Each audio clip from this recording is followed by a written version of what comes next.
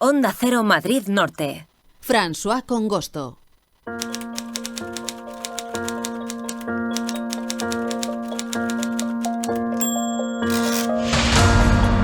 En la sección El Mirador de Libros, que hacemos cada semana con Librería El Mirador de Colmenar Viejo, normalmente hablamos de libros recién publicados, de premios literarios, pero hoy tenemos, digamos, una excepción.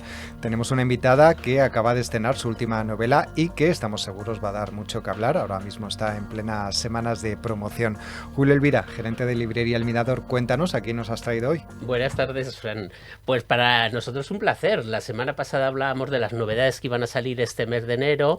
Y teníamos una ahí que nos hacía especial ilusión y dijimos, la semana que viene vamos a ver si podemos hablar con la autora. Así que aquí vamos a tener a María Reig presentando su última novela, de la que avanzamos un poquito. Sonó un violín en París, con este título tan sugerente y tan bonito, editada por Espasa. Y como decíamos, adelantamos un poco esta historia en el siglo XIX, en este fin de siglo, una historia de la aristocracia, de los viajes, donde la música tiene importancia, pero que yo creo que quién mejor que María para explicarnos de qué va esta su nueva novela, y seguro que ella nos lo hace.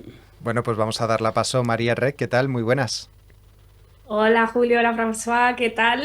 Hola. Bienvenidos. Un placer poder hablar contigo, porque además ya sabemos que estas semanas están siendo complicadas, ¿no? Porque estás atendiendo a medios de comunicación, a periodistas, para dar a conocer tu novela y hablar de esta novela histórica que además, bueno, pues el primer asunto, aunque ya lo adelantamos, como decía Julio, la semana pasada, es cuál es el argumento que presenta.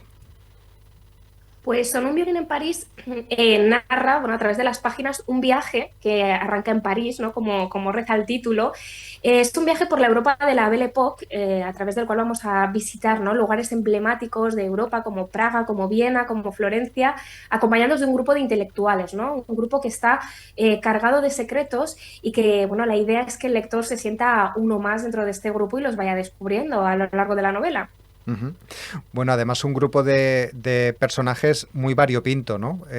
Obviamente son gente de una cierta clase social alta, ¿no? Que se puede permitir en aquella época un viaje por toda Europa, pero por otro lado también como muy diferentes, empresarios, una condesa rusa, también bueno, pues una mujer que se dedica a la música y que además es una de las mejores violinistas de su época.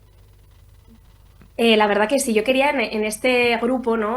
Tocar un poco todos los palos de esa élite parisina, sin olvidarme, pues bueno, de la aristocracia, ¿no? Que en ese momento está un poco ya de capa caída, porque le ha adelantado por la derecha la burguesía, esa alta burguesía, burguesía cultivada, que hace un poco de la cultura, ¿no? Y de los espacios conectados con la cultura un elemento de cohesión de clase, ¿no? Y estos artistas que van a conseguir acomodarse, aburguesarse, que van a tener a su disposición, bueno, un poder adquisitivo y unas opciones para convertirse sin duda en los primeros turistas, ¿no? En esos primeros, esas primeras personas, ¿no? Que se dedicaron a viajar por Europa. Tenemos en el caso, por ejemplo, nombres españoles, intelectuales españoles que viajaron por Europa. Tenemos, por ejemplo, a Emilia Pardo Bazán, tenemos a Pérez Galdós y un poquito antes tenemos también a mesoneros romanos. Julio. Sí, yo le quería preguntar a María, después de sus novelas, tanta documentación, ¿cómo se ha metido en esta empresa tan titánica? Porque como te he escuchado en algún sitio, es la novela más corta, a pesar de que son 570 páginas, pero creo que tiene una labor de documentación en cuanto a la variedad de personajes, tantos personajes, de las artes y de por todos los lugares. ¿Cómo ha sido esa la labor de documentación de estos últimos 2 años? Pues digamos que por una parte ha tenido el punto común, ¿no? Que tienen todas mis novelas, de empezar pues, por los típicos manuales de historia, ¿no? Algunos pues, más amplios, otros más concretos pues, de los diferentes países, o artículos académicos que versaban, ¿no? Sobre diferentes temas que aborda la novela. Y como bien dices, Julio, al final esta variedad de personajes hace que haya tenido que documentarme, ¿no? Y saber pues, cuál es el estado, ¿no? de las artes en ese momento. Pero yo creo que lo más genuino, ¿no? de esta novela a nivel de documentación es que me he leído las guías de viaje de la época, concretamente las Baedeker, donde hay, bueno, información muy pormenorizada de cómo se viajaba hace 130 años, que no es tan distinto, ¿no?, a como hoy día.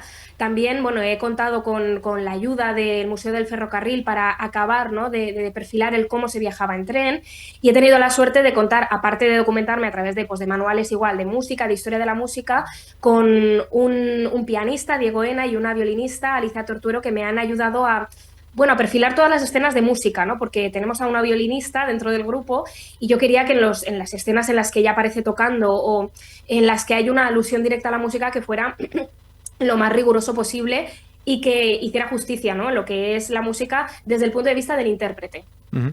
La música, por cierto, también está presente en el inicio del capítulo, porque digamos que las primeras palabras, aparte de, digamos, el nombre del capítulo, es una pieza musical.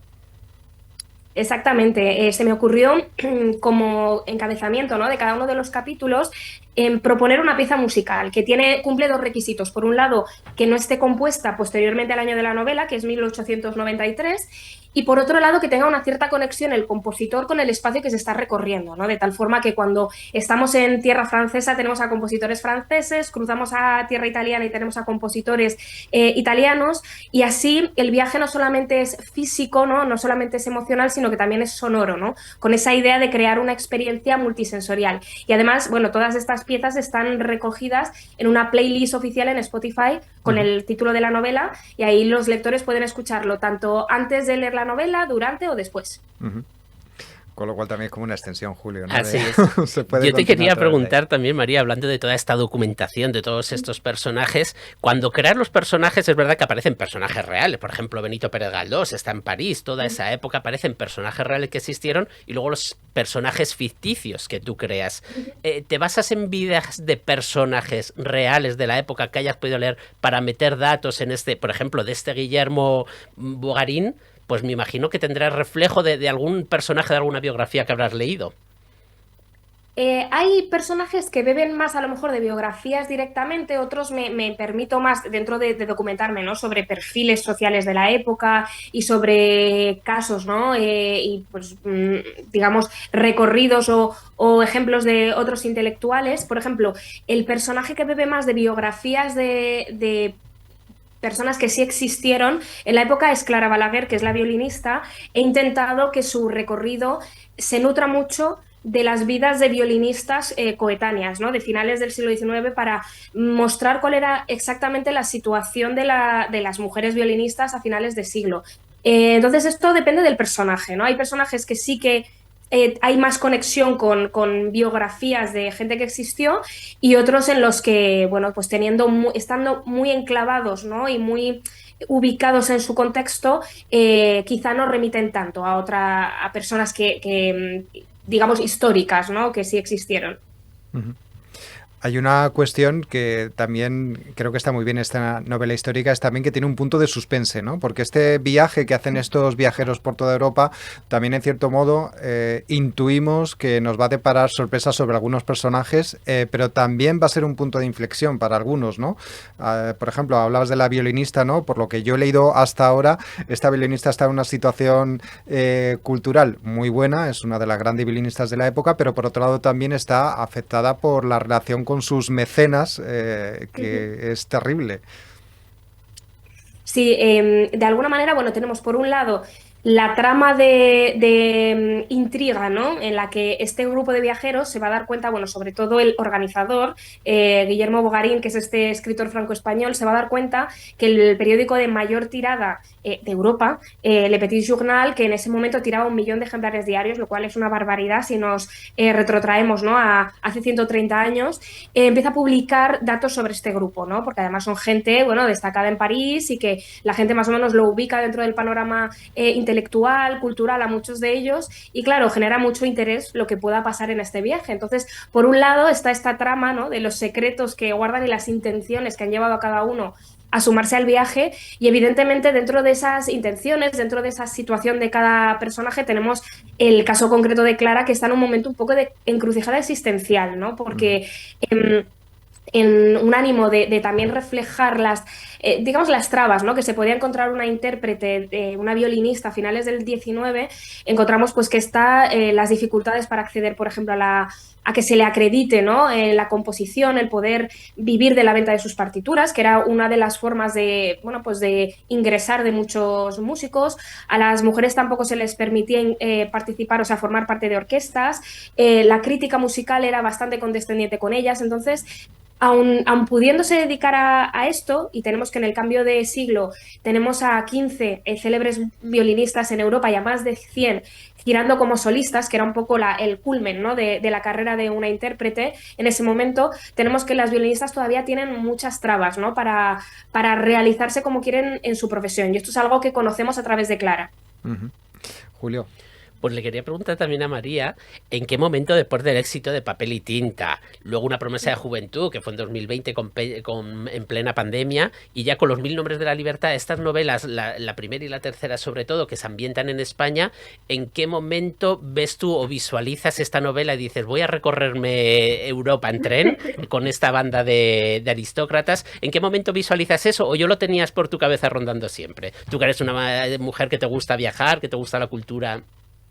Sí, la verdad es que, es una idea que en gran medida llevaba conmigo, ahí has acertado Julio, llevaba conmigo mucho tiempo, porque aparte de otros viajes por Europa, yo he hecho 2 interraíles, entonces me he recorrido literalmente Europa en tren, y yo recuerdo en el primer interraíl estar en a ver si lo digo bien, la Piazza de la Signoria en Florencia, ¿no? Viendo esa magnífica logia de Lanzi y darme cuenta, ¿no? De que me encantaría pasear por esa plaza, pero sin esta sensación que a veces tenemos en algunas ciudades europeas de masificación turística, ¿no? Y de estar ver a todo el mundo haciendo fotos a cada rincón. Entonces, yo creo que ahí estuvo el germen primigenio, ¿no? de esta novela. Después, yo creo que con el paso de los años fue adquiriendo fuerza y me apetecía también embarcarme en una novela que narrara un viaje también porque no lo había hecho nunca. Y a mí, digamos que la motivación para empezar un proyecto en gran medida está que tenga preguntas, ¿no? Inquietudes sobre la época que escojo, pero también que sea algo distinto a lo que he hecho anteriormente. Y sin duda no me había planteado nunca el iniciar una novela que se centrara, ¿no? En un viaje de un grupo de personas y por tanto ha sido, bueno, pues un reto, ¿no? En muchos sentidos.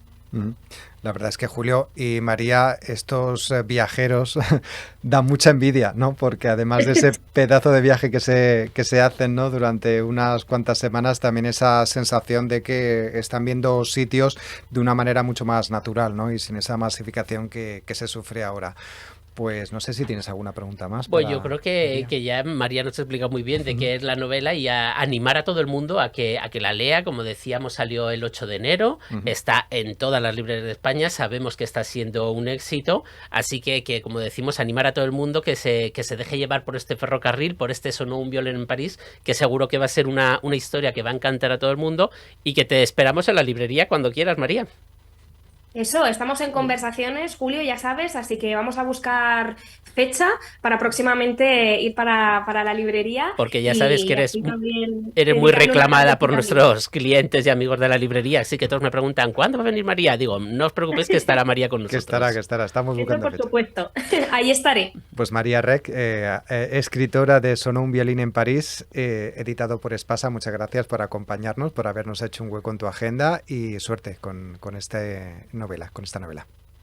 Un placer, mil gracias a vosotros, de verdad. Muchas gracias.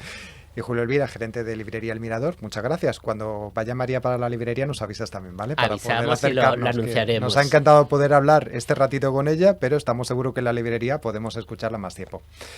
Hasta la próxima semana. Hasta la próxima semana.